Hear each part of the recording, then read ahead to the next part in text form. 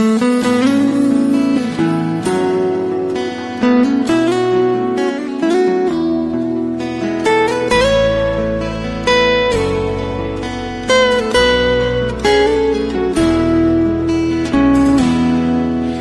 เมืองหลวงแสนสีวิไลจากเดินไกลเข้ามาอยู่บ้านป่ามีภูเขาและพงพึ่งนากับทุ่งหญ้าและความจริงใจได้มาพบน้องสาวคนนี้ตกหลุมรักทันทีเมื่อได้พบเจออยากบอกหาอยากให้หูว่าใครคนหนึ่งนั้นคิดจังใด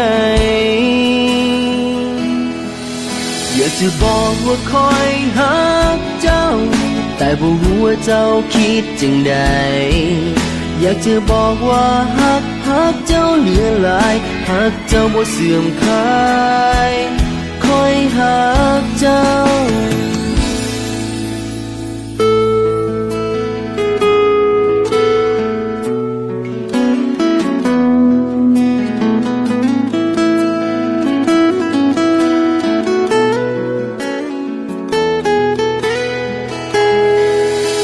จะบอกว่าคอยหักเจ้า